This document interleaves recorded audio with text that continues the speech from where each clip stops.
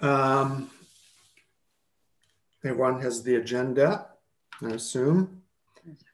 We'll start with the approval of the minutes. Is there a motion? We have two sets of minutes from last meetings, one on November 10th and December. When did it December? Was it December? We have.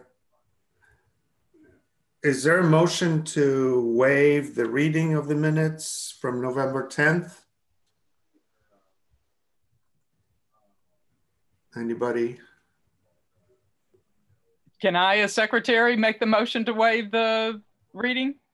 Yes, yes, you can. All right, I make the motion. All in favor? Aye. Aye. Okay, so motion moved. Is there a motion to waive the reading of the minutes from November 12th? I so move. All in favor? Aye. Aye. Okay, so moved.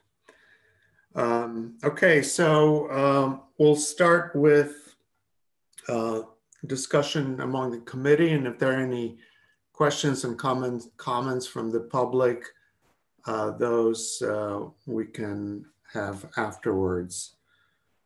So the main thing on the agenda is the review and discussion regarding the demolition of 9 Colonial Court. It's been 90 days since the application for demolition was taken out, so the delay is concluded, and so now we're here to review the this project. So to start with, to recap the sequence of events, the application for demolition was taken out on October 21st. There was an objection made, and so the committee became involved. We had an initial meeting on November 10th at the site with the owner or the owner's daughter, and so we toured the house, and that was followed up by the committee meeting on November 12th, at which we heard comments, objections, and voted to impose the 90-day delay. Since then, the committee has been in contact with the owner, and one of the drawings that was provided was the survey of the property, and that was very interesting, and it indicated that there is by zoning, there is allowable coverage area of about 1,100 square feet for possible addition and renovation. So we've looked at, with that in mind, and with the initial sort of program requirements from the owner of desire to have a full living arrangement on one floor, we've looked at some options to see how a possible expansion could be made, and those sketches were turned over to the owner, and we haven't, at least I haven't had any response since. Are there any comments from the committee at this point? I think, you reached out to her. You did some very nice sketches, Mark. I believe she told you at some point that she really, it didn't necessarily satisfy all of her program requirements, but we don't have the full program requirements. Is that true? No, we don't. We just know the general notion of, providing a full kind of living arrangement for the client, who is an elderly person, to provide that on one floor, including the garage, bedroom, and anything else that would be part of that requirement. But in terms of specifics, we don't, and in fact, which includes also not having specific information about the layout of the house, the original house. So it was very speculative study of, what an addition of approximately 1,100 square foot footprint, might look like, where it might go. There is on the right side of the house, there's a kind of a general flat area, which seems like a possible place, although it does entail removing the nice big tree that is there at the moment. But that area is, otherwise, a logical place to look for, for expansion. So the two options that I did, show two versions of, of a house that, attempts to be compatible with the original structure, and provide the that amenity. I'm going to add that Michelle Cardone, who's the daughter of the owner, really has been the person that has, she led us at the walkthrough, and she has been the one who I believe has been in contact with you. And she spoke with me yesterday, basically just asking, did she need to attend this meeting? She said she was going to try to. And I told her, only to, update everyone with, where you are in the process. She then emailed me a little bit later, said she couldn't. So as far as I know, she's not going to attend. And I don't know if you know this, Mark, but there was an article in the New Canaanite on this morning with your sketches. No, I wasn't aware of that, or I haven't looked yet. Okay, so, and Mike Dinan mentioned the same thing that Michelle told me, which is that she has hired another architect to take a look at the situation, and it is someone who's more adept, or, I don't know, more adept, but has a history of adding on to historic buildings. So that sounded good. Of course, they are still concerned about the cost of all of this. And, I told her I appreciated the effort. I also sent her, I had found some articles a while ago on a house that was by the same architect, the original architect. And so I had sent those to you. I sent those to her. I will add those to these minutes, just so they're public record. So everything that's been shared with her is public record. And that's kind of the update that we have. In my understanding, we're sort of, we've done what we are required to do. We still are very interested in an effort to save the original house as much as possible. I think your sketches show two very good alternatives, without knowing the full program, but show that you can add the amount of square footage, you can get it all on one level. So that's great. I do want to point out to Mike Dinan that I believe he put two of the same sketches on his website. I think they're the same sketch. And anyway, if you want to fix that, because there are two alternatives, similar alternatives, but two alternatives. Yeah, I think there was a typo in one of those. They're both indicated as scheme A, whereas I think one of them should have said scheme B, but anyway, whatever. So that's kind of, as far as follow-up that I know of, that's where it is. Well, I mean, does it sound like they're reconsidering or may still consider working with the original house? I mean, with the new architect? She said to me, she has hired another architect. Mm-hmm. So,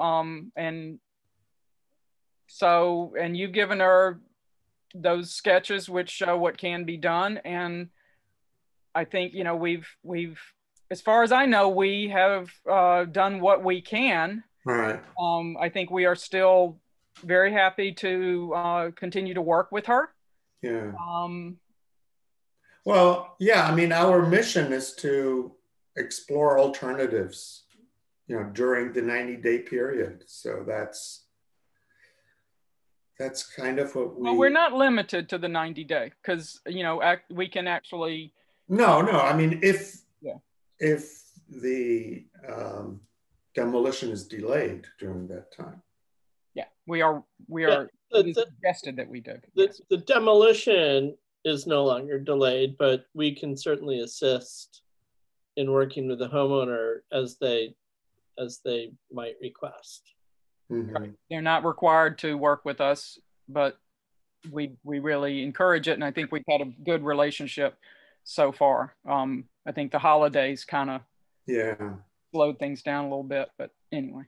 Yeah, well, yeah, I mean, Michelle is very forthcoming and willing to, you know, consider things.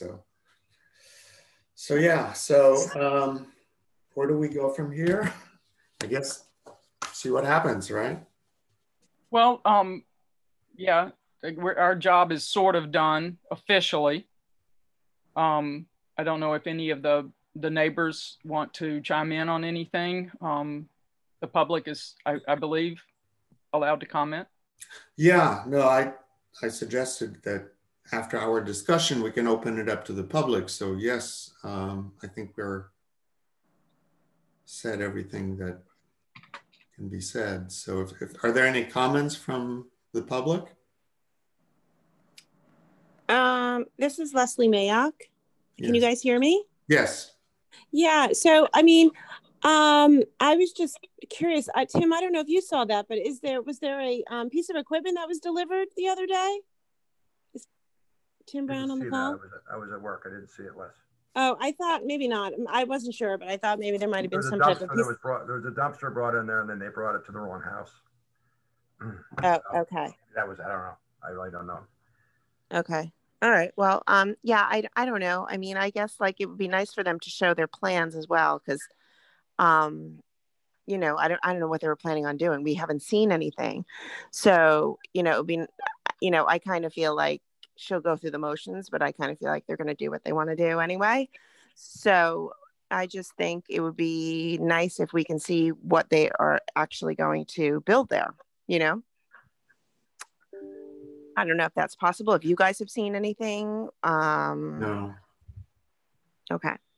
Yeah. It's kind of like the $64,000 question. Like, well, what are you building?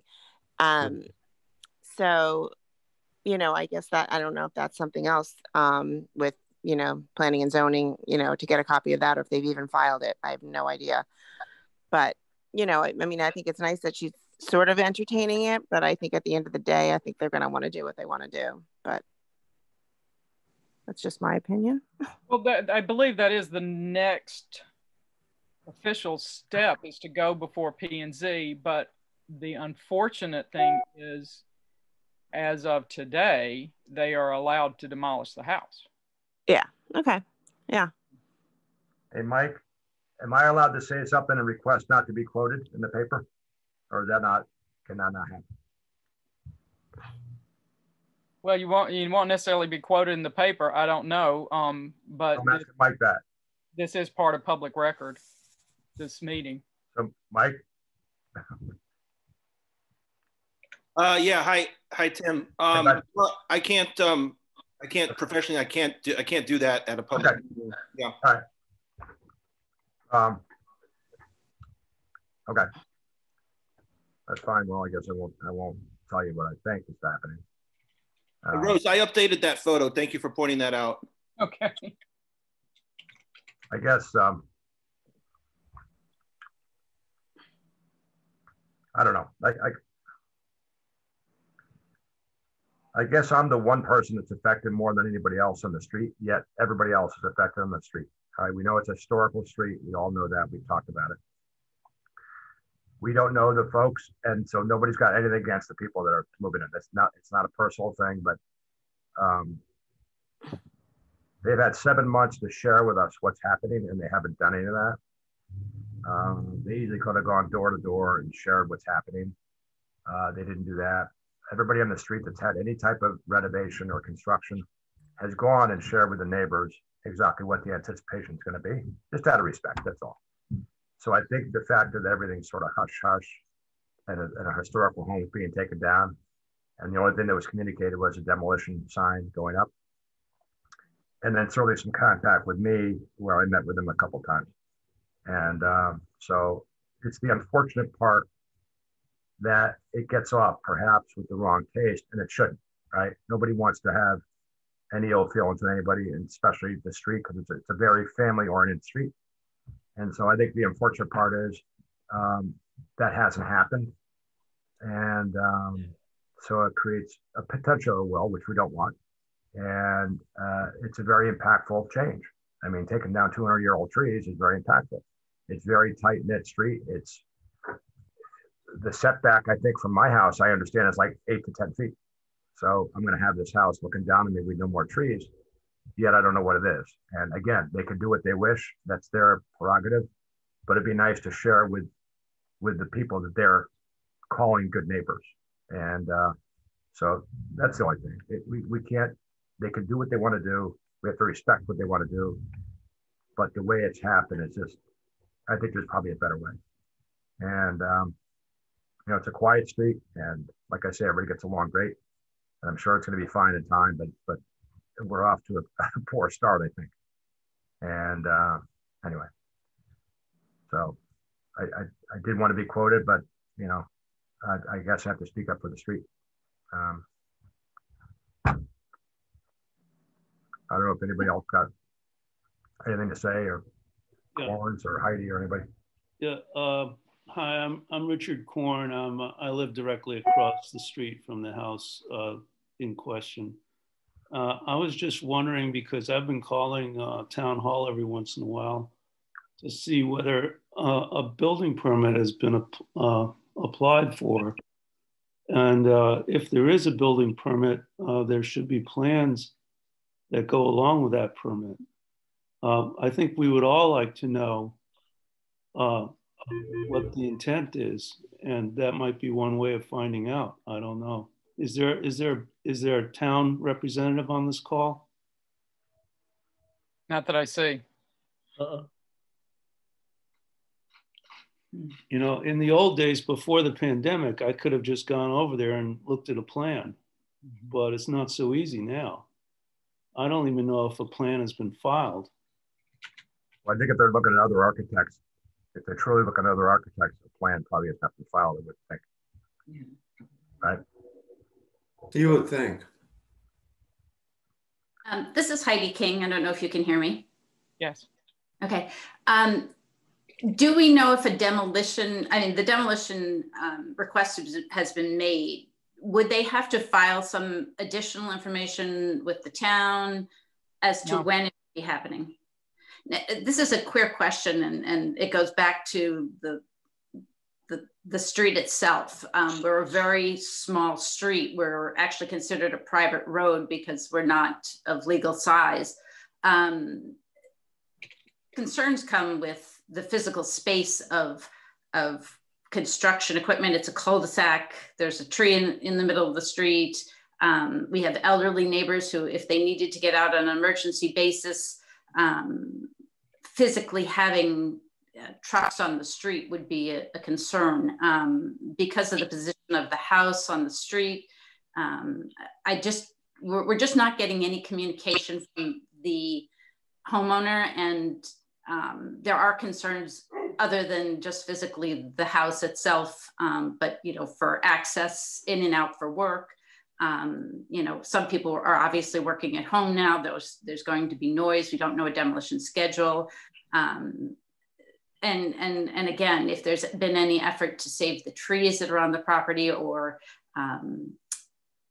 I'd be curious as to hear what the new architects, if they have talked to them at all, or who they are, or you know, what their responses have been, if there's a way to reposition the house. We're just not getting any information as to, and again, it is her property, but there are some genuine concerns about what it does to the congestion and, you know, safety for other neighbors getting in and out of the street. Heidi, I don't know if there would be any special requirements for new construction on a private street, but I do think that sounds like a question you should ask the building department and planning and zoning. It may be something that's not immediately on their radar even when reviewing the plans. So that would be a good thing for you to do. Thank you.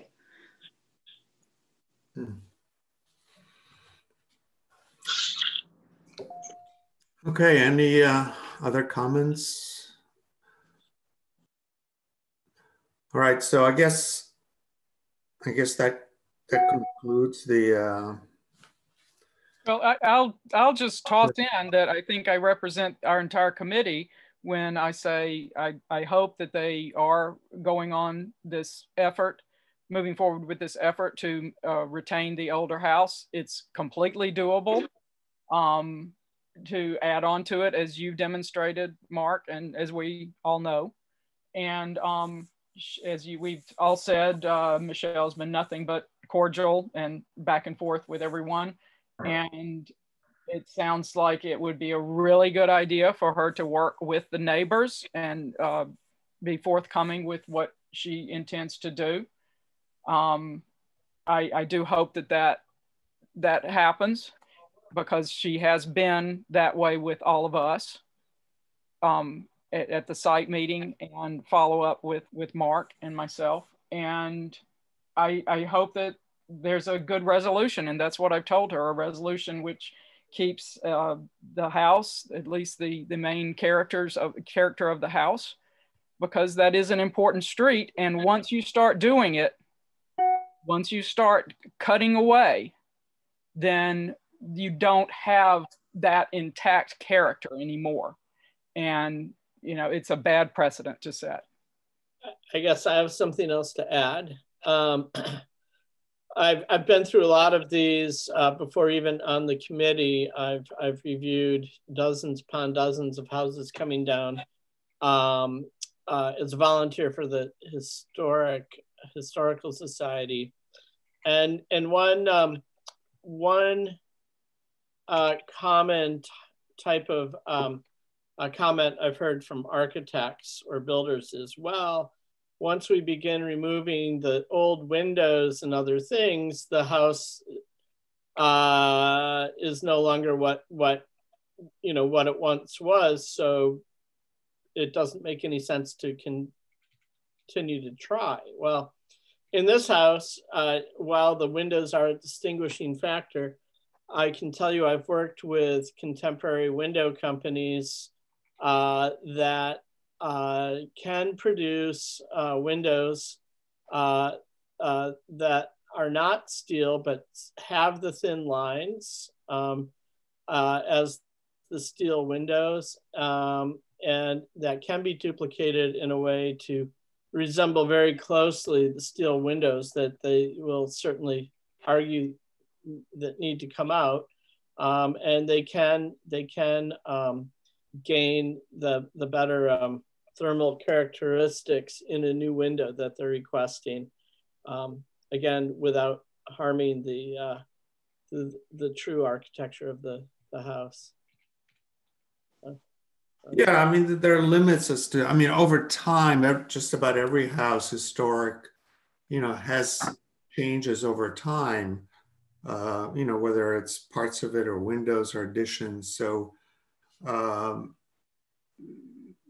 this one has very kind of strong image in its basic form and the stonework and so on. So, the goal is to retain that character, which is, is from the 30s and the, early part of the 20th century. But I think it's reasonable that some things will have to evolve. I mean, it's only natural that, people,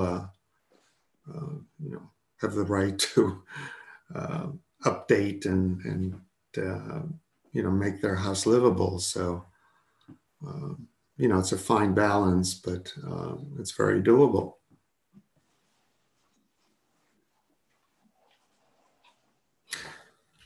Okay.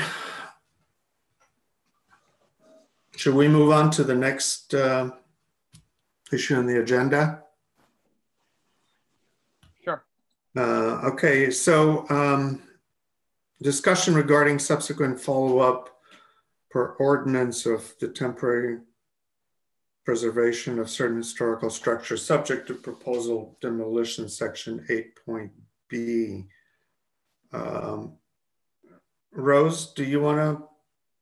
Well, I think we've included that in this past discussion, and we've kind of gone over that this was what our directive is, and that we have reached out. So I think we've covered that part of the agenda. Okay. All right. So moving on to number 3, contact email for historical review committee. Is this regarding the town email? I assume? Yes. I was contacted by Mimi Pitt about having an email address for our committee. Mm-hmm. And I think Marty's familiar with this from the HDC Commission. Sure. And well, I'll just tell you real quick what the solution was right now is that the contact on our committee page is going to be Brian Platts, so that, there's a consistency because, committee members come and go and all that. Yeah. And I think you experienced some difficulty with being notified when an email came in. So that's right. Yeah. There will be an immediate, someone will immediately get the email, and he said he would relay to us any information, which I think this is really important because people don't know. We really, the process, the owner of 9 Colonial Court, I believe, also did not know what this process was. And I think that's something that we need to work on a little bit so that people who purchase historic properties know what this process is a little bit better. The only problem with this is it doesn't give us an email to write back on. So, we still would be, if we send an email to someone on a topic regarding this committee. Yeah, I wonder if there's a way, if we had our own email, that it could be shared by Brian and a member. The problem with the email that I've experienced on the Historic District Commission is that the IT folks at the time were not able to link it to my regular email. And so it doesn't appear in my regular feed. I have to sort of dig into, the Apple Mail app occasionally to see if I've received any emails. And you weren't able to ever resolve that? For months, if not years, there have been no emails coming in. So I didn't really discover this until COVID times. And I still have to reach back to the town hall IT to see if we can change this. What's the email address? Say again? What is the email address? For Historic District Commission? Yeah. I don't know. I would have to check. Mm-hmm. I'm not even sure. It's on the town website. Right. I see. So it exists right now, right? Is that? Yeah. but it doesn't work really. It's not functioning the way that it should. Mm-hmm. So if someone sends an email to that address, it sits there until I go into Apple email to see if I've received anything. But that it's accessible through the town website, that email. Anyone can email, they can click on that email link on the town website to email. And to open the account, is that? Like, in other words, can anyone read those emails? No, it would be like any other town email. They're available for someone like Michael to access and review. Yeah, it's a good way to have everything. It's an extremely good way. We just need to have IT help with that little hiccup so that we see the incoming emails more quickly. So you're the one who is monitoring it or whatever for HDC? Yeah. So you want to follow up on this? Yeah. And get it set up for us? Yeah. And let me ask another, do you recall the email on the website, does it say like Marty Skralonis at HDC, or does it just say contact at HDC? I think it probably says contact. Right, so that it can. Yeah. Yeah, that'd be great if you'd follow up with that, because the one way to Brian is good, but we need it going the other way. Yeah. So that it's, all the email is, is there. Okay. And I've certainly used it to respond when I have seen emails. That's the only email I've used to respond to homeowners. Okay, well, that's what we need. Right. Yeah, they've been very minimal types of things like about generator placement and so forth. Okay. All right. Meeting schedule. We all have it.